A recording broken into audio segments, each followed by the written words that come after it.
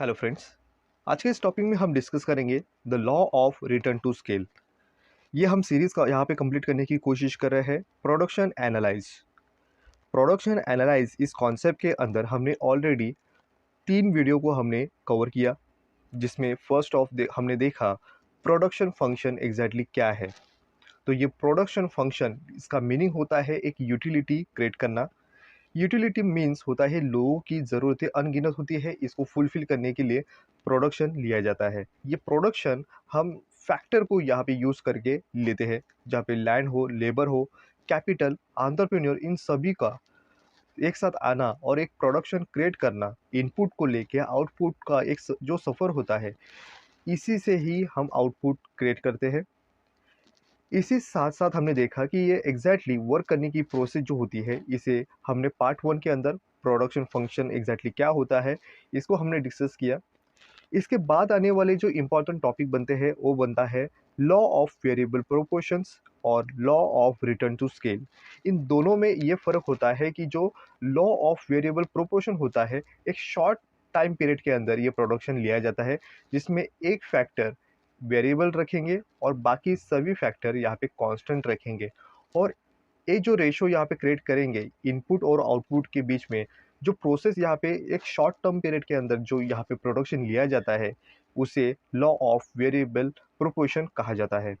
इसके अपोजिट एक long time period के अंदर जब प्रोडक्शन लिया जाता है, जिसमें सभी इनपुट या सभी फैक्टर यहाँ पे वेरिएबल क्रिएट करते हैं और उनके साथ इन सभी फैक्टर को, इनपुट को हम जब वेरिएबल मानते हैं, तब यहाँ पे जो प्रोडक्शन लिया जाएगा, उससे आने वाला जो रिटर्न्स है, उसे law of return to scale कहा जाता है।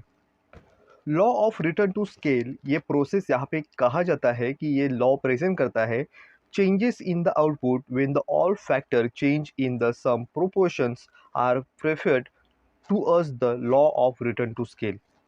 ये हमें कहा जाता है कि जब हम आउटपुट लेंगे, तो ये आउटपुट लेने के समय जब हम सभी जितने भी फैक्टर होंगे, इनपुट होंगे, इनको हम वेरिएबल रखेंगे और इससे जो यहाँ पे आउटपुट निकल आएगा, उसका जो रिज़ल्ट आएगा, इसे हम law of return to scale मानेंगे। ये कॉन्सेप्ट ये लॉन्ग रन के टाइम पीरियड में यूज़ होता है, तो ऑब्वियसली सभी फैक्टर यहाँ पे फिक्स नहीं है, सभी के सभी फैक्टर वेरिएबल है और ये इंक्रीज़ करता है एक ऐसे टाइम पीरियड का जो प्रोपोर्शंस है प्रोडक्शन का, उसे बूस्ट कंडीशन देने की यहाँ पे नौबत आती है। मीन्स हम कहें production is a crucial economic activity because is improve the utility of the product by transforming it into the form of required by the consumer। एक ऐसी ज़रूरत हम यहाँ पे क्रिएट कर रहे हैं जो लॉन्ग टाइम पीरियड के अंदर हमें ये पॉसिबल हो सकता है, जिसकी यूटिलिटी एक लंबे समय तक यहाँ पे क्रिएट करती हुई जो प्रोड्यूसर है, उसको सभी के सभी फैक्टर को यहाँ पे वेरिएबल रख के एक ऐसा टाइम पीरियड के अंदर जो लॉन्ग टाइम पीरियड है, उसके साथ साथ कंज्यूमर की ज़रूरत पूरी करने की कोशिश ये प्रोडक्शन फंक्शन के अंदर लिया जाता है, जिसका रिजल्ट ये law of return to scale के बतौर आता हुआ दिखाई देता है। Law of return to scale, इस कॉन्सेप्ट को एग्जैक्टली समझने के लिए, ये लॉ हमें एग्जैक्टली क्या कहता है, ये समझने के लिए एक एग्जाम्पल के साथ हम बेहतर तरीके से इसे समझ पाएंगे। अगर मान लेते हैं कि एक पर्सन है, उसके पास लेदर का यूज़ करके वो चप्पल बनाता है 1000 यूनिट। 1000 यूनिट बनाने के लिए उसके पास सिर्फ ये शॉर्ट टाइम पीरियड ही है, जहाँ पे वो एक ऐसा जो फैक्टर है उसे वेरिएबल रखे, सिर्फ और सिर्फ उसके शॉर्ट टाइम पीरियड के अंदर वो 1000 यूनिट ही यहाँ पे प्रोड्यूस कर सकता है। इसके अपोजिट अगर हम देखें, जो हमारे पास हम एक्सपैंड करें, अगर उस इंसान की जो प्रोडक्शन है उसे एक्सपैंड करने के साथ-साथ वो शूज़ भी बना सकता है, बैग्स भी बना सकता है, बेल्ट भी बना सकता है और ये सभी के सभी फैक्टर वो ऐसे टाइम पीरियड के अंदर, जब हम लॉन्ग टाइम पीरियड के अंदर वो सभी वेरिएबल फैक्टर रखेंगे, फैक्टर सभी वेरिएबल रखेंगे, तो उसका एक्सपैंड करने के साथ-साथ वो प्रॉपरली यूटिलाइज़ेशन कर पाएगा उसके सभी फैक्टर के साथ और मैक्सिमम लेवल की प्रॉफ़िट अर्न कर पाएगा। तो ये पॉसिबल होगा एक एक्सपैंड करने के साथ लॉन्ग टाइम पीरियड के अंदर। तो सभी के सभी शूज़ हो, बैग्स हो, बेल्ट हो, या चप्पल हो, इन सभी के यूनिट वो 1000 यूनिट यहाँ पे मैक्सिमम लेवल यहाँ पे इंक्रीज़ कर सकता है। तो ये पॉसिबल होगा सभी के सभी फैक्टर जब यहाँ पे वेरिएबल रखेंगे तो। तो ये दोनों में जो डिफ़रेंस है, तो यही डिफ़रेंस हमें कहता है कि ये law of return to scale है, ये एक्सपैंड करने के साथ-साथ हमें एक टाइम पीरियड मिलता है, जो हम सभी के सभी फैक्टर को वेरिएबल रख सकते हैं। बट इसके opposite in short term period के अंदर हम ये पॉसिबिलिटी नहीं मिल पाती। इस तरह से डेफिनेशन की तरफ देखें तो प्रोफेसर कोर्ट्सोयानिस कहते हैं, the terms of the return to scale refer to the changes in output as the all factor change by the same proportions। Professor Koutsoyiannis कहते हैं कि जब terms of return to scale ये present किया जाता है, जब यहाँ पे आउटपुट का रिजल्ट किस तरह से आएगा, जब ऑल फैक्टर हम जब चेंज करेंगे, जो चेंजेस है ये चेंजेस हम ऐसे प्रोपोर्शन के साथ चेंज करेंगे जिससे हम डबल करें, तो डबल करने के साथ साथ हम जिस तरह से हमारे फैक्टर को डबल करेंगे तो उसके साथ आने वाला रिजल्ट भी डबल से ज़्यादा या डबल यहाँ पे प्रेजेंट करता हुआ दिखाई देगा। तो ये प्रोपोर्शन से यहाँ पे कैलकुलेट किया जाएगा। प्रोफेसर लेबास्की कहते हैं, return to scale related to the behaviour of the total output as the all input are the variable and is a long run concept. Professor Lebaski कहते हैं कि इस डेफिनेशन के अंदर उन्होंने कहा कि लॉन्ग टर्म पीरियड के अंदर जो ये कॉन्सेप्ट प्रेजेंट किया जाएगा, ये प्रेजेंट करता है जो बिहेवियर यहाँ पे टोटल आउटपुट का क्या होगा, क्योंकि इनपुट में जो चेंजेस होंगे, जो वेरिएबल होंगे, उससे आने वाला जो यहाँ पे रिजल्ट है, ये उसका बिहेवियर किस तरह से होगा, यही इस पे डिपेंड करता है टोटल आउटपुट पे। हमारा नेक्स्ट पॉइंट बनता है assumptions. Law of return to scale, इस कॉन्सेप्ट को, इस लॉ को अगर जानना है तो उसके अजम्पशन यहाँ पे इम्पॉर्टेंट अपना रोल अदा करते हैं, जहाँ पे इस अजम्पशन पे ही बेस करता है ये लॉ किस तरह से वर्क कर पाएगा। तो इसमें फर्स्ट है, there are the only two factor of production. इस लॉ के अंदर एक तो होगा लेबर और दूसरा होगा कैपिटल, इन दोनों फैक्टर को ही यूज़ करके ये यहाँ पे लॉ वर्क कर पाएगा। नेक्स्ट पॉइंट कहता है, it is a long run concept. जिस तरह से हमने देखा कि ये लॉन्ग टाइम पीरियड के अंदर law of return to scale ये कॉन्सेप्ट वर्क करता है, तो ये शॉर्ट टाइम पीरियड के अंदर law of variable concept work करता है। नेक्स्ट पॉइंट कहा जाएगा, there is a perfect competition. इस इकोनॉमी के अंदर यहाँ पे परफेक्ट कंपटीशन ये सिचुएशन एग्जिस्ट करती है, ये माना गया है। नेक्स्ट पॉइंट कहा जाएगा, कांस्टेंट टेक्नोलॉजी स्टेट। इस कॉन्सेप्ट के अंदर ये लॉ कहता है कि जब यहाँ पे जो प्रोडक्शन लिया जाएगा, तब यहाँ पे टेक्नोलॉजी कोई भी चेंजेस नहीं होंगे। यहाँ पे टेक्नोलॉजी की जो चेंजेस है यहाँ पे कांस्टेंट है, कोई भी यहाँ पे चेंजेस नहीं होगा, ये कांस्टेंट होगा। नेक्स्ट पॉइंट कहा जाएगा, product is major in quantities. Law of return to scale ये प्रेजेंट करता है कि आउटपुट में होने वाला जो चेंजेस है, ये इनपुट में होने वाले चेंजेस के बतौर कितना यहाँ पे रिस्पॉन्स देता है, उसका बिहेवियर क्या है, ये काउंट किया जाएगा उसकी क्वांटिटी पे। तो यहाँ पे क्वांटिटी इंक्रीज करती है, तो यहाँ पे हमें मानते हैं कि law of return to scale यहाँ पे सक्सेस होता हुआ दिखाई देगा। नेक्स्ट पॉइंट कहा जाएगा, all factor of production are variable. यहाँ पे हम जितने भी यहाँ पे फैक्टर यहाँ पे यूज़ करेंगे, इनपुट को यूज़ करेंगे, ये सभी के सभी फैक्टर यहाँ पे वेरिएबल होंगे, कोई भी स्टेबल यहाँ पे फैक्टर नहीं माना जाएगा। नेक्स्ट जहाँ पे कॉन्सेप्ट है वो माना जाएगा, there are the three stages of the law. इस लॉ के अंदर यहाँ पे तीन स्टेजेस के साथ साथ ये लॉ गुजरता है, increasing return to scale, constant return to scale और डिमिनिशिंग रिटर्न टू स्केल। इन तीनों यहाँ पे मेथड के साथ ये लॉ कंप्लीट होता हुआ दिखाई देता है। नेक्स्ट पॉइंट कहता है, workers work with the given tools and the implements. यहाँ पे जो टेक्नोलॉजिकल चेंजेस है ये तो नहीं होंगे, बट इसके साथ साथ जो वर्कर है उनके पास यहाँ पे जो प्रोडक्शन लेने के जो टूल्स है, जो इम्प्लीमेंट्स है, वही होंगे, इनमें कोई भी चेंजेस नहीं होगा, ये अज्यूम किया गया है। नेक्स्ट पॉइंट कहा जाता है, no changes in factor price. ये इंपॉर्टेंट यहाँ पे अजम्पशन माना जाएगा, जहाँ पे फैक्टर के प्राइस में कोई भी चेंजेस नहीं होंगे। हम जब प्रोडक्शन लेंगे तब सभी जितने फैक्टर्स है, इन फैक्टर के जो प्राइस होते हैं ये कांस्टेंट होंगे, इनमें चेंजेस नहीं होगा। और जो लास्ट यहाँ पे अजम्पशन लिया गया है वो कहता है, ऑल फैक्टर्स आर होमोजेनियस। एक इम्पॉर्टेंट यहाँ पे अजम्पशन यहाँ पे एक्सप्लेन करने की कोशिश करेंगे, जहाँ पे फैक्टर्स यहाँ पे होमोजीनियस माना गया है।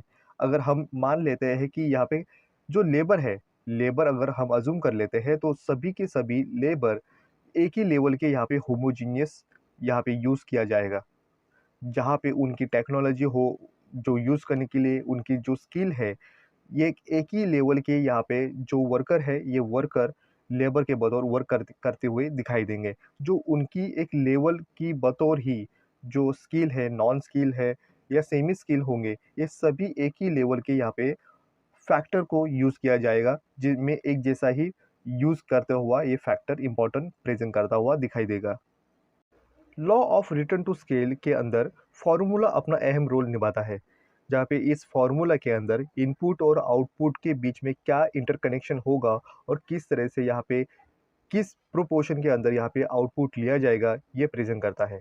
तो इन जनरली ये फार्मूला कहता है P X is equal function of A B C D N T. यहाँ पे जो A B C D N जो है, ये सभी के सभी फैक्टर इनपुट हमने यहाँ पे वेरिएबल माना है, जो लॉन्ग टाइम पीरियड के अंदर प्रेजेंट करता है। और सिर्फ यहाँ पे टी जो है, ये टी हमने कांस्टेंट माना है। जिस तरह से हमने अजम्पशन पे यहाँ पे इंक्लूड किया कि टेक्नोलॉजी में कोई भी चेंजेस नहीं होगा, तो ये दिखाता है कि टेक्नोलॉजी यहाँ पे कांस्टेंट है। सिर्फ और सिर्फ यहाँ पे टेक्नोलॉजी में चेंज नहीं होगा और बाकी सारी फैक्टर यहाँ पे वेरिएबल माने जाएंगे। ये तो हो गया एक जनरली हमने देखा कि फॉर्मूला किस तरह से वर्क करता है। अगर हम मान लेते हैं जिस तरह से हमने एजम्पशन में लिया था कि लेबर और कैपिटल ये दोनों ही फैक्टर यहाँ पे प्रोडक्शन के अंदर अगर वर्क करते हैं, तो हमारा फॉर्मूला इस तरह से होगा P is equal function of L and K, जहाँ पे P आउटपुट को प्रेजेंट करता है, F फंक्शन को, L लेबर को और K कैपिटल। ये फॉर्मूला तो होगा कि एक कंडीशन के अंदर ये एक जनरली हमने देखा कि एल और के, जहाँ पे लेबर और कैपिटल आउटपुट को किस तरह से प्रेजेंट करते हैं। अगर हम अब चेंज कर रहे हैं कि ये फॉर्मूला के अंदर किस तरह से यहाँ पे चेंजेस वेरिएबल हम रखेंगे, जो फैक्टर है ये वेरिएबल रखने के साथ हमारा फॉर्मूला किस तरह से वर्क करेगा। P1 is equal function of x L and x के। तो ये कहता है कि हमने जब यहाँ पे इनपुट में या हम कहें फैक्टर के अंदर जो हमने चेंजेस किए हैं, ये चेंजेस एक्स एल और एक्स के ये प्रोपोर्शन के साथ हमने चेंज किया। जो P1 है ये प्रेजेंट करता है कि अब नया आने वाला जो आउटपुट है ये हमारा प्रेजेंट करेगा। और ये F है जो फंक्शन है, रिलेट करता है इनपुट और आउटपुट के कनेक्शन को, इंटरेक्शन को, और इससे आने वाला जो आउटपुट है ये आउटपुट P1 प्रेजेंट करता है। इन केस हम अगर मान ले कि P1 ये इंक्रीज करता है सम प्रोपोर्शन के साथ, तो ये इंक्रीज करने के साथ ये फैक्टर ऑफ प्रोडक्शन भी यहाँ पे इंक्रीज करने की वजह से आउटपुट में भी होने वाला जो चेंजेस है, ये चेंजेस ग्रेटर देन होगा। तो इसके वजह से हमारा जो रिजल्ट है, ये रिजल्ट हमें P1 upon P is greater than X, ये कहता है इंक्रीजिंग रिटर्न टू स्केल। इसके अगर बतौर हम देखें, अगर P1 ये इंक्रीज करता है less than proportionate increase in the factor of production, तो ये प्रेजेंट कर पाएगा P1 upon P less than X। तो ये प्रेजेंट करता है कि जो चेंजेस है, ये चेंजेस हमारे प्रोपोर्शन के साथ यहाँ पे बेहतर तरीके से परफॉर्म नहीं किया है। तो ये रिजल्ट आता है diminishing return to scale.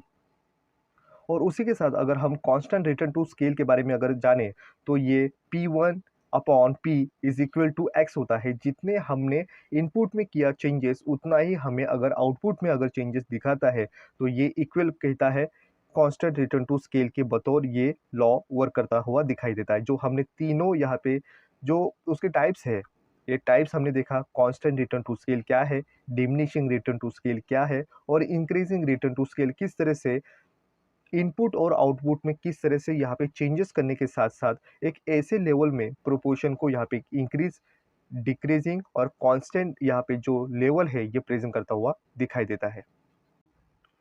Law of return to scale को different stages of return to scale को यहाँ पे मेजर करने के लिए increasing return to scale, constant return to scale और डिक्रीजिंग रिटर्न टू स्केल, इन तीनों स्टेज को एक ही डायग्राम के अंदर किस तरह से वर्क कर पाए और किस तरह से एक ही टेबल के अंदर हम इसे मेजर भी कर पाते हैं।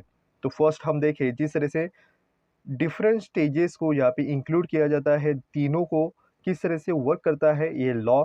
तो यहाँ पे जिस तरह से हमने यूनिट ऑफ लेबर को यहाँ पे जिस तरह से इंक्रीज करेंगे, उसी के साथ साथ वही रेशो में जब हम लेबर इंक्रीज करेंगे, डबल करेंगे, तो उसके साथ साथ ही कैपिटल का जो रेशो है वो भी हम डबल कर पाएंगे। इन दोनों जो फैक्टर है इनपुट को हम जब यूज़ कर पाएंगे, एक ऐसे प्रोपोर्शन के साथ हम इंक्रीज करेंगे, तो इनके साथ साथ उसका आउटपुट यहाँ पे क्या रिजल्ट देता है, और इसी की वजह से टोटल प्रोडक्ट में क्या चेंजेस होगा, टोटल प्रोडक्ट में कितना परसेंट में चेंज होता है, और इससे ये जो रिटर्न्स है, ये रिटर्न्स हमें किस स्केल में हम मेजर कर पाएंगे, वो भी प्रेजेंट करता है इस टेबल की हेल्प से। फर्स्ट ऑफ देखे हमने, जब एक ऐसी सिचुएशन है जिसके फर्स्ट हम करेंटली यहाँ पे लेबर एक के साथ साथ हम 3 कैपिटल यूज़ कर रहे हैं, और ये हमें जो परसेंटेज चेंज है इंक्रीज करने वाला लेबर और कैपिटल, ये यहाँ पे 0 माना जाएगा, क्योंकि ये फर्स्ट स्टेजेस है। और इसमें हम हमें टोटल प्रोडक्ट हमें 10 यूनिट मिलता है, और इनके साथ साथ एक लेबर और 3 कैपिटल के साथ साथ हमें जो इंक्रीज मिलता है टोटल प्रोडक्ट में, ये हम मेजर नहीं करेंगे, क्योंकि ये हमारा फर्स्ट स्टेजेस यहाँ पे दिखाई देता है। नेक्स्ट पॉइंट में हम जब हमारा लेबर इंक्रीज करेंगे, यहाँ पे डबल रेशो के साथ हम यूज़ करेंगे, तो एक लेबर के बतौर अब हम 2 लेबर यूज़ करेंगे, और कैपिटल भी हम इंक्रीज करेंगे, तो यहाँ पे कैपिटल 3 की जगह हम 6 यूनिट यूज़ करेंगे। तो इससे बढ़ता हुआ कैपिटल और लेबर जो हम दोनों में इंक्रीज करेंगे एक सेम प्रोपोर्शन के साथ, तब हमारा जो इंक्रीज है, ये इंक्रीज अब हमें 100% मिलता है। जो लेबर और कैपिटल इनके साथ साथ परसेंटेज में यहाँ पे जो इंक्रीज किया है, ये 100% किया, क्योंकि हमने लेबर और कैपिटल इनमें डबल इंक्रीज किया, तो इसके साथ साथ हमारा जो इंक्रीज है परसेंटेज में, ये डबल हुआ, मतलब ये 100% हुआ। और इसके वजह से ही हमारा टोटल प्रोडक्ट में भी इंक्रीज हुआ है। हमारा प्रीवियस में टोटल प्रोडक्ट हमारे 10 यूनिट्स थे, अब यहाँ पे 30 यूनिट्स हुए। तो इसका मीनिंग होता है कि जो इंक्रीज किया गया है, increase in total product percentage में ये 20% ये इंक्रीज हुआ है, क्योंकि प्रीवियस में हम 100% में हमने यूज़ किया, लेबर और कैपिटल में जो हमने डबल किए, हमने इनपुट को डबल किया, तो उसके साथ साथ हमारा टोटल प्रोडक्ट यहाँ पे भी इंक्रीज किया। जिस तरह से हमने डबल यहाँ पे इंक्रीज किए, तो उसके साथ साथ हमारा रिजल्ट, हमारा आउटपुट भी यहाँ पे डबल किया। तो हमने लेबर और कैपिटल में 100% चेंज किए, तो उसके वजह से हमारा जो टोटल प्रोडक्ट है, ये 200 इंक्रीज करता हुआ दिखाई देता है। उसी के साथ हमने और एक लेबर बढ़ाया, हमने लेबर 2 से 3 अब हम ले रहे हैं, तो हमारा कैपिटल भी हम डबल करेंगे। हमारा कैपिटल अब यहाँ पे 6 से 9 होता हुआ दिखाई देता है। बट अब यहाँ पे परसेंटेज चेंज, ये जो इंक्रीज किया है लेबर और कैपिटल में अंदर 50% हमने चेंज किया। ये 50% चेंज होने के साथ साथ हमारा टोटल प्रोडक्ट तो बढ़ता है। टीपी जो टोटल प्रोडक्ट यहाँ पे 30 से 60 होता है, बट ये 50% से चेंज हुआ, बट हमें टोटल प्रोडक्ट यहाँ पे 100% दिखाई देता है। ये तीनों भी स्टेजेस हमें इंक्रीजिंग रिटर्न टू स्केल को प्रेजेंट करते हुए दिखाई देते हैं। जिस तरह से हमने 1 2 3 इस तरह से लेबर इंक्रीज किए, और कैपिटल 3 6 9 इस तरह से इंक्रीज किया। सेकेंड स्टेज में हमें 100% चेंज हमने किया, डबल किए, 100% से चेंज किया हमने लेबर और कैपिटल में, और हमें टोटल जो प्रोडक्ट है, टोटल प्रोडक्ट हमें 200 यहाँ पे इंक्रीज किया। थर्ड लेवल में हमने 50% यहाँ पे लेबर कैपिटल में इंक्रीज किया, हमारा टोटल प्रोडक्ट 10 30 60 इस तरह से इंक्रीज तो किया, बट हमने जब थर्ड लेवल में हमने 50% हमें लेबर कैपिटल में चेंज किया, तो हमारा टोटल प्रोडक्ट 50% चेंज करने की वजह से 100% यहाँ पे इंक्रीज करता हुआ दिखता है। तो ये क्लियर होता है, पहले 3 लेवल से हमें इंक्रीजिंग रिटर्न टू स्केल को प्रेजेंट करते हैं।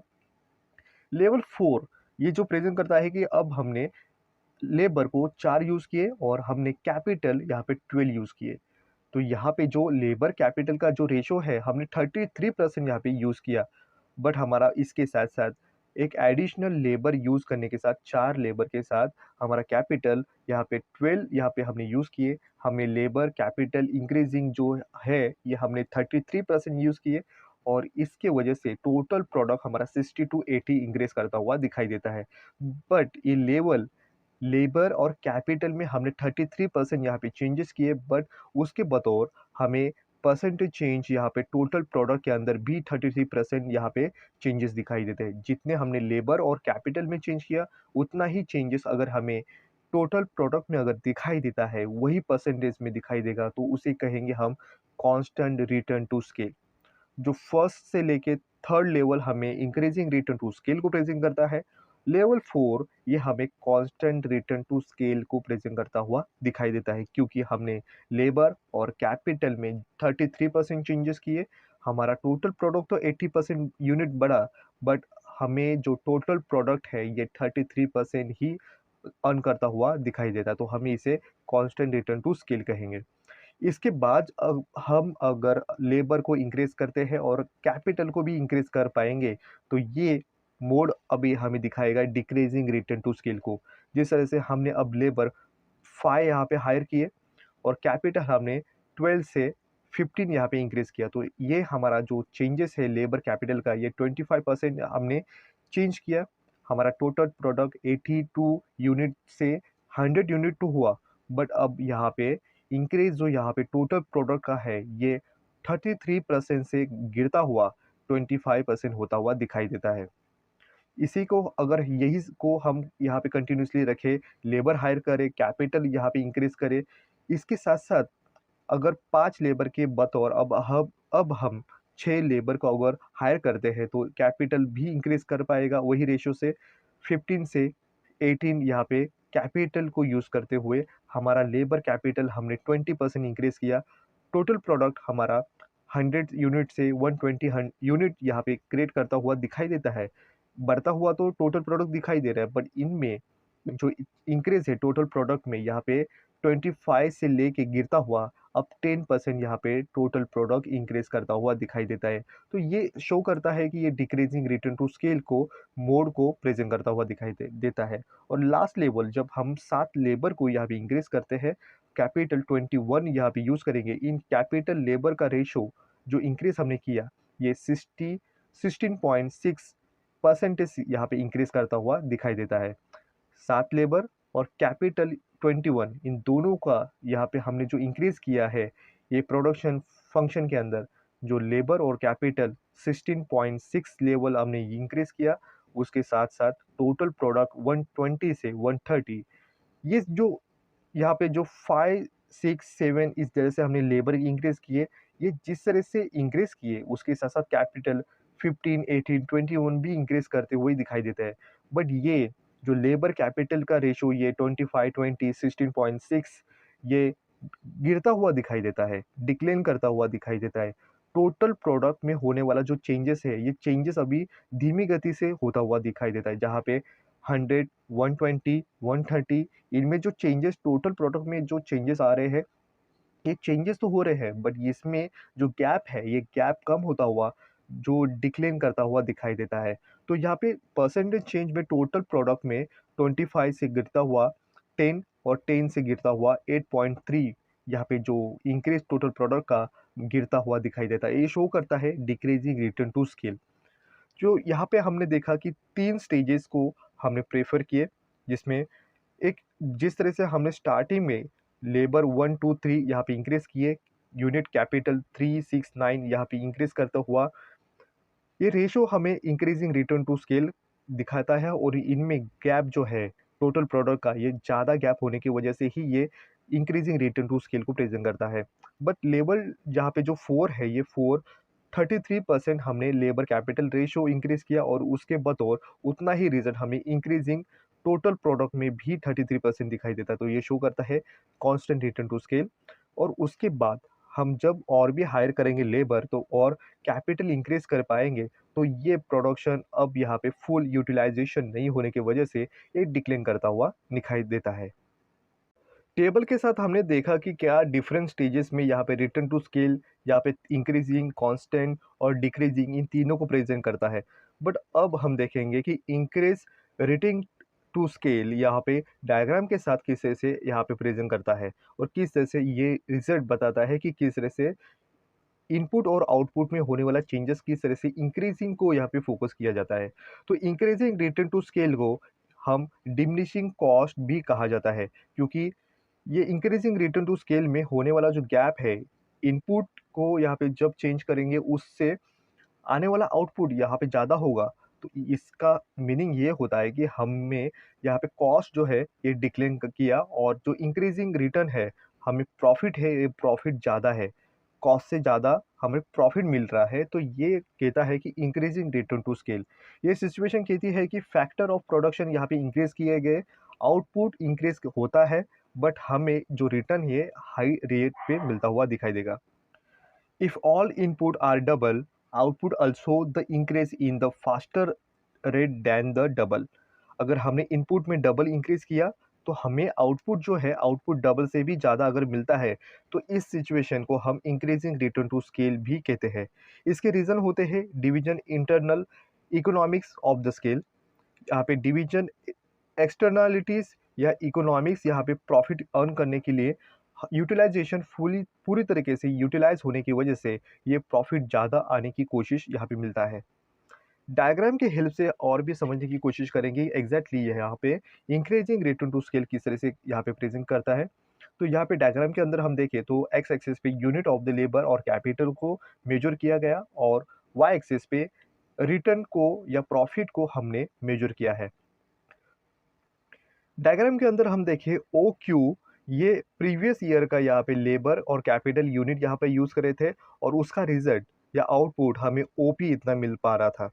बट अब हमने लेबर और कैपिटल में थोड़ा सा चेंज किया या हम कहें डबल, हमने क्यू से क्यू वन इतना इंक्रीज किया, तो हमारे टोटल यहाँ पे जो लेबर और कैपिटल यहाँ पे इंक्रीज करते हैं ओ क्यू वन इतना, मीन्स हमने क्यू से क्यू वन इतना इंक्रीज लेबर और कैपिटल में किया और उसके बतौर हमें आउटपुट या रिटर्न हमें ओ पी वन इतना मिलता है।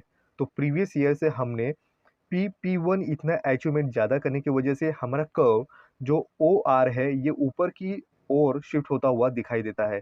तो ये प्रेजेंट करता है कि हमने लेबर और कैपिटल में 50% अगर चेंज किए तो उसके बतौर हमें रिटर्न ये 100% मिलता है। तो हमने क्यू क्यू वन इतना यहाँ पे चेंजेस किया और पी वन इतना इंक्रीजिंग यहाँ पे रिजल्ट हमें ग्रेटर देन वन यहाँ पे मिलता हुआ दिखाई देता है। तो ये प्रेजेंट करता है इंक्रीजिंग रिटर्न टू स्केल। तो इस कॉन्सेप्ट के अंदर डिमिनिशिंग कॉस्ट ये इम्पोर्टेंट अपना अहम रोल निभाता है, क्योंकि यहाँ पे जो प्रोडक्शन लिया जाएगा ये पूरी तरीके से रॉ मटेरियल हो या इनपुट हो आउटपुट हो, इनमें पूरी तरीके से यहाँ पे यूटिलाइजेशन पूरी तरीके से सक्सेस होने की वजह से और एक्सटर्नलिटीज़ इकोनॉमिक्स यहाँ पे स्केल इम्पोर्टेंट अपना जो रोल है अदा करने की वजह से ये इंक्रीजिंग रिटर्न टू स्केल पूरी तरीके से यूज़ करता हुआ दिखाई देता है। Return to scale, constant return to scale को कांस्टेंट कॉस्ट भी कहा जाएगा, क्योंकि यहाँ पे हम जिस तरह से प्रोडक्शन सिचुएशन के अंदर जिस तरह से आउटपुट इंक्रीज कर रहे हैं तो एग्जैक्टली उतने ही प्रोपोर्शन के अंदर फैक्टर ऑफ प्रोडक्शन यहाँ पे इंक्रीज किया जाएगा। अगर हमने 20% इनपुट में इंक्रीज किया तो उतना ही 20% अगर आउटपुट में हमें रिजल्ट देता है, तो ये जितना हमने इंक्रीज किया उतना ही हमें आउटपुट अगर मिल रहा है तो उसे हम कांस्टेंट रिटर्न टू स्केल कहेंगे। तो इसके रीज़न होते हैं इंटरनल और एक्सटर्नल इकोनॉमीज़, और ये एग्जैक्टली इक्वल होने की वजह से, और इंटरनल और एक्सटर्नल डिसीज इकोनॉमीज़ भी यहाँ पे सेम होने की वजह से ये बैलेंस सिचुएशन को प्रेजेंट करता हुआ दिखाई देता है। तो ये सिचुएशन यहाँ पे क्रिएट करती है जो पहुँच पाती है सर्टेन लेवल ऑफ प्रोडक्शन के। यहाँ पे economics of the scale are ये बैलेंस करती है डिस इकोनॉमिक्स के साथ साथ, तो इसे हम होमोजीनियस प्रोडक्शन फंक्शन भी कह सकते हैं। डायग्राम के हेल्प से और भी बेहतर तरीके से समझ पाएंगे कि constant return to scale exactly किस तरह से है। तो एक्स एक्सिस पे हमने लिया है यूनिट ऑफ द लेबर और कैपिटल, और वाई एक्सिस पे हमने प्रेजेंट किया है रिटर्न्स या हम कहे कि आउटपुट। प्रीवियस ईयर में ओ क्यू इतनी यहाँ पे लेबर और कैपिटल ये इंक्रीज करता हुआ, उसके बतौर जो आउटपुट है ये ओ पी इतना प्रेजेंट करता हुआ दिखाई देता है, और ओ आर जो कर्व है ये 45 एंगल से स्ट्रेट जाता हुआ दिखाई देता है। तो जितना ये हमने 20% अगर हम मान लेते हैं कि हम इंक्रीज करेंगे इनपुट में, तो ये इनपुट क्यू क्यू वन इतनी हमने इंक्रीज किया और बतौर जितना हमने इनपुट में इंक्रीज किया उतना ही रिजल्ट आउटपुट पी वन इतना देता हुआ अगर देता है, और वही सेम एंगल 45 एंगल से स्ट्रेट ऊपर जाता हुआ दिखाई दे, तो ये कांस्टेंट रिटर्न टू स्केल माना जाएगा। हमने टोटल आउटपुट यहाँ पे ओ Q1 इतना लिया, बट हमने 20% जो चेंज किया Q1 इतना, और उसके बतौर टोटल आउटपुट हमारा ओ P1 है, बट हमने 20% यहाँ पे चेंज किया P1 इतना। तो ये जितना हमने इनपुट यहाँ पे इंक्रीज किया उतना ही आउटपुट हमें अगर सेम प्रोपोर्शन के अंदर अगर रिजल्ट देता है तो इसे हम कांस्टेंट रिटर्न टू स्केल मानेंगे। स्टेजेस है वो कहता है डिमिनिशिंग रिटर्न टू स्केल, जिसे इंक्रीजिंग कॉस्ट भी कहा जाता है। जिस तरह से डिमिनिशिंग रिटर्न स्केल के अंदर हमने देखा कि किस तरह से हम जब यहाँ पे कॉस्ट को यहाँ पे प्रेजेंट करते हैं, ये कॉस्ट यहाँ पे कम होने की जगह यहाँ पे इंक्रीजिंग होता है। तो इससे अगर कॉस्ट बढ़ेगा तो हमें अर्निंग जो है, हमारा प्रॉफिट है, ये डिक्लाइन करता हुआ ही दिखाई देता है। तो इस सिचुएशन के अंदर हमने देखा कि फैक्टर ऑफ प्रोडक्शन हमने इंक्रीज किए, और उसके बतौर प्रोपोर्शन यहाँ पे आउटपुट का इंक्रीज करने के बतौर यहाँ पे जो रिजल्ट है स्मॉलर प्रोपोर्शन के साथ देता है। अगर हमने 20% यहाँ पे इंक्रीज करते हुए हमने अगर इनपुट हमने 20% किया, तो उससे आने वाला आउटपुट ये रिजल्ट हमें 10% अगर देता है, तो ये situation diminishing return to scale की प्रेजेंट करती हुई दिखाई देती है। डायग्राम के अंदर अगर हम देखें तो एक्स एक्सिस पे हमने यूनिट यहाँ पे लेबर और कैपिटल के लिए, और वाई एक्सिस पे हमने रिटर्न या प्रॉफिट आउटपुट हमने प्रेजेंट करता हुआ, इंडिकेट करता हुआ दिखाई देता है। प्रीवियस ईयर में हमें जो लेबर और कैपिटल का यहाँ पे जो यूनिट हमने लिया ओ क्यू इतना है, और इसके बतौर जो आउटपुट है या आउटपुट ओ पी इतना आता हुआ दिखाई देता है। बट हमने अगर यहाँ पे 20% हमने लेबर और कैपिटल में अगर इंक्रीज हम करते हैं, तो ये इंक्रीज Q1 इतना होता है। तो टोटल यहाँ पे लेबर और कैपिटल का जो इंक्रीज है ओ Q1 इतना है, और इसके बतौर ओ Q1 इतने लेबर और कैपिटल यहाँ पे हमने इंक्रीज करने के साथ साथ हमें टोटल आउटपुट ये ओ P1 इतना मिलता है। तो एग्जैक्टली ये कहता है कि हमने Q1 इतना 20% चेंजेस किए लेबर और कैपिटल में, इनपुट में, तो इसका रिजल्ट हमें P1 इतना ही यहाँ पे जो चेंजेस है दिखाई देता है। तो ये P1 इतना जो चेंजेस है, ये चेंजेस यहाँ पे लेस देन यहाँ पे प्रोपोर्शन के साथ दिखाई देता है। अगर हमने Q1 ये 20% माना, तो ये P1 ये 10% चेंजेस दिखाने के साथ साथ ये जो स्टेजेस है, ये स्टेजेस प्रेजेंट करता है ओ आर, ये जो कर्व है ये डिक्लेन करता हुआ, ऊपर से नीचे आता हुआ ये डिक्लेन करता हुआ कर्व दिखाई देता है, जो प्रेजेंट करता है कॉस्ट इंक्रीज हुए, और कॉस्ट इंक्रीज होने की वजह से प्रॉफिट कम होता हुआ दिखाई देता है। आपने इनपुट को डबल किया, बट आपका जो रिजल्ट है ये रिजल्ट ये इनपुट के बतौर आउटपुट यहाँ पे कम देता हुआ दिखाई देता है, जो ये प्रेजेंट करता है डिमिनिशिंग रिटर्न टू स्केल इस सेकेंड स्टेज को। और इसी के साथ हम देखें लास्ट जो law of return to scale के अंदर हम देखेंगे कि कंबाइन मेथड के साथ हम तीनों डायग्राम को किस तरह से एक ही फ्रेम के अंदर किस तरह से रखें, और उसको किस तरह से प्रेजेंट करेंगे, जहाँ पे increasing return to scale, diminishing return to scale और कांस्टेंट रिटर्न टू स्केल, इन तीनों को, तीनों मेथड एक ही डायग्राम के अंदर भी हम प्रेजेंट कर सकते हैं। तो ये एक्सप्लेन करेंगे कि जो 3 लॉ है रिटर्न टू स्केल के, ये सेपरेटली हमने तो देखा, बट हम कंबाइनली देखें जो तीनों को एक ही फ्रेम के अंदर ये प्रोसेस यहाँ पे किस तरह से वर्क करता है, और ये रेंज देता है, आउटपुट किस तरह से यहाँ पे प्रेजेंट करता है, उनकी इनपुट किस तरह से एक दूसरे को इंटरकनेक्टेड होके ये रेशो को डबल करने के साथ साथ किस तरह से आउटपुट को प्रेजेंट करते हैं।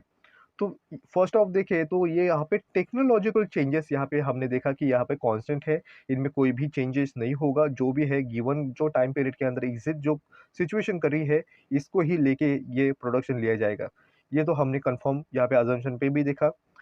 उसी के साथ अगर हम देखें डायग्राम के अंदर जो एक्स एक्सिस है वहाँ पे लेबर यहाँ पे इंडिकेट किए, और वाई एक्सिस पे कैपिटल को हमने इंडिकेट किया है, और जो ओ आर जो है इसे हम एक्सपेंशन पाथ को प्रेजेंट करते हुए दिखाई देंगे, जो ओरिजिन से आगे जाता हुआ, लेफ्ट से राइट से नीचे से ऊपर जाता हुआ ओ आर, ये जो कर्व है ये कर्व एक्सपेंशन पाथ को प्रेजेंट करता है, और ये एक्सपेंशन पाथ के अंदर K L M N P S T जो ये पॉइंट है, पॉइंट को जोड़ेंगे तो ये एक्सपेंशन पाथ, ग्रोथ पाथ हमें दिखाता है, जो किसी भी प्रोडक्शन फंक्शन के अंदर किस तरह से उसकी ग्रोथ हो रही है, ये ग्रोथ हम एग्रीकल्चर सेक्टर और इंडस्ट्रियल सेक्टर के अंदर भी ये law of return to scale perfectly यहाँ पे एग्जांपल माना जाता है। जिस तरह से एग्रीकल्चर सेक्टर और इंडस्ट्रियल सेक्टर के अंदर ग्रोथ होता है, यूटिलाइजेशन होगा, तो यूटिलाइजेशन के साथ साथ और भी लेबर और कैपिटल को ऐड करते हुआ जो इंक्रीजिंग रिटर्न क्या है ये प्रेजेंट करता है। डिक्लाइन जब करता है, जब यूटिलाइजेशन की लेवल हमने पूरी तरीके से क्रॉस कर ली और उसके बाद जो आने वाला लेबर बढ़े, कैपिटल बढ़े, बट उससे आने वाला यूटिलाइजेशन यहाँ पे कम होने की वजह से जब हम रिटर्न हम जो आउटपुट है ये कम होगा, बतौर यहाँ पे कैपिटल लेबर इंक्रीज किए, तो ये रिजल्ट देता है डिमिनिशिंग रिटर्न टू स्केल को। थर्ड जो है, जो कांस्टेंट रिटर्न टू स्केल कहता है कि कैपिटल लेबर को हमने इंक्रीज किया और जितना इंक्रीज किया उतना ही हमें आउटपुट अगर मिल रहा है तो उसे हम कांस्टेंट रिटर्न टू स्केल मानेंगे। तो डायग्राम के अंदर हमने देखा कि किस तरह से ओ आर ये एक्सपेंशन पाथ को प्रेजेंट करता है और जो K L M N P S T ये हम ज्वाइन कर ले, और ज्वाइन करने के साथ साथ जो आइसोक्वाइन जो कर्व है इनसे निकले हुए यही प्रेजेंट करते हैं कि किस तरह से जो स्टेजेस है स्टेजेस को प्रेजेंट करता है। तो फर्स्ट ऑफ देखे हमने जो के जो है ये के पॉइंट हमें प्रेजेंट करता है, हमने ओरिजिन से के तक का जो सफ़र हमने यहाँ पे तय किया। जो आइसो पॉइंट है ये प्रेजेंट करता है कि हमने आउटपुट या हमने इंक्रीज किया 100 यूनिट। ओ से लेके के तक का जो सफ़र है ये हमने 100 यूनिट यहाँ पे प्रेजेंट किए, जिससे हमें जो आउटपुट है ये 100 इंक्रीज किए। और के से लेके एल तक का जो सफ़र है, जो आइसोक्वाइंट है ये 200 हुआ, और उसके बतौर एल से एम तक का सफ़र यहाँ पे 300 यूनिट हमने इंक्रीज किए। तो यहाँ पे 100, 200, 300 ये जो के एल एम ये जोड़ने के साथ साथ ये इंक्रीजिंग रिटर्न टू स्केल कहता है, क्योंकि इनमें जो गैप है ये गैप कम होना, और यही प्रेजेंट करता है कि ये कॉस्ट यहाँ पे प्रेजेंट करता है कि कम होने की वजह। उसके साथ साथ ये फर्स्ट स्टेज जो क्रिएट जो हमने कंप्लीट किया इंक्रीजिंग रिटर्न टू स्केल को, तो यहाँ से हम आगे बढ़े, एल से एम तक हम गए, अब हम एम से लेके एन तक जब जाते हैं तो ये हमने टोटल प्रोडक्ट में यहाँ पे तो इंक्रीज किया, यहाँ पे 300 से 400 हमने अचीवमेंट तो की, बट इनमें जो यहाँ पे जो डिफरेंस है ये डिफरेंस यहाँ पे कांस्टेंट है। यहाँ पे फिर भी हम आगे जाए, एन पॉइंट से लेके पी पॉइंट तक हम जब जाते हैं तो ये 400 से 500 ये जो टोटल आउटपुट है ये उतना ही हमें देता है। जो कांस्टेंट यहाँ पे जो गैप है एम एन और एन पी, ये दोनों में जो गैप है ये गैप ये सेम कंडीशन दिखाने की वजह से ये प्रेजेंट करता है कांस्टेंट रिटर्न टू स्केल। जितना हमने इनपुट में इंक्रीज किया उतना ही हमें आउटपुट में भी रिजल्ट उतना ही मिल रहा है। तो इन दोनों में एम एन और एन पी ये दोनों इक्वल होने की वजह से ये 300, 400 और 500 ये लेवल तक जाता हुआ हमें ये आउटपुट मिलता हुआ दिखाई देता है। तो ये क्रिएट होता है, जो एक सेकेंड लेवल हमने क्रिएट किया कांस्टेंट रिटर्न टू स्केल का। और पी से आगे जाता हुआ ये सिचुएशन हमें दिखाता है कि हम यहाँ पे अब यहाँ पे डिमिनिशिंग रिटर्न टू स्केल ये स्टेजेस को पार करेंगे। यहाँ पे हम जब पी से लेके एस तक का जो यहाँ पे गैप यहाँ पे बनता है ये बनता है 500 टू 600। ये इनपुट से लेके आउटपुट का जो यहाँ पे जो इंक्रीजिंग प्रोपोर्शन है ये रिजल्ट है, आउटपुट हमें 500 से 600 तो देता है। टोटल प्रोडक्ट में जो इंक्रीज तो हो रहा है, बट पी से लेके एस तक का जो यहाँ पे जो गैप जितना बढ़ेगा ये कॉस्ट को इंक्रीज करता हुआ प्रेजेंट करता हुआ दिखाई देता है। तो पी से लेके एस तक का जो यहाँ पे हम शिफ्ट होते हैं तो ये डी आर एस मीन्स होता है डिमिनिशिंग रिटर्न टू स्केल यहाँ पे इंक्रीज किया है। यहाँ पे जो कॉस्ट है ये कॉस्ट यहाँ पे बढ़ा है। इसी के साथ साथ जब हम एस पॉइंट से टी पॉइंट तक यहाँ पे आगे बढ़ते हैं, ये टोटल आउटपुट या टोटल प्रोडक्ट यहाँ पे 600 से 700 तो हम जाते हैं, अचीवमेंट तो करते हैं, बट अब यहाँ पे एस से लेके टी तक जाने का ये जो पॉइंट हम अचीवमेंट कर रहे हैं इसमें हम आउटपुट लेते समय यहाँ पे कॉस्ट इंक्रीज होता है। जहाँ पे पी एस से आगे जाते हुए एस टी तक यहाँ पे जो कॉस्ट है ये इंक्रीज होने की वजह से ये प्रेजेंट करता है डिमिनिशिंग रिटर्न टू स्केल इस सिचुएशन को। इस तरह से law of return to scale ये टॉपिक को हमने आज के इस वीडियो में क्लियर करने की कोशिश की। प्रोडक्शन एनालाइज इस कॉन्सेप्ट के अंदर ये जो सीरीज़ हम कवर करने की कोशिश कर रहे हैं, जिसमें production function, law of variable proportion, law of return to scale, Cobb Douglas production function, Leontief production function, isoquant approach, isocost line, producer equilibrium, output expansion path, economic and diseconomics of scale in production और producer surplus, इन सभी topic को हम cover करने की कोशिश कर रहे हैं, जहाँ पे आपको डिस्क्रिप्शन बॉक्स और प्लेलिस्ट में इजीली अवेलेबल हो पाएंगे। तो आज के इस वीडियो में बस इतना ही। मिलते हैं एक नए टॉपिक के साथ नए वीडियो में। तब तक थैंक यू।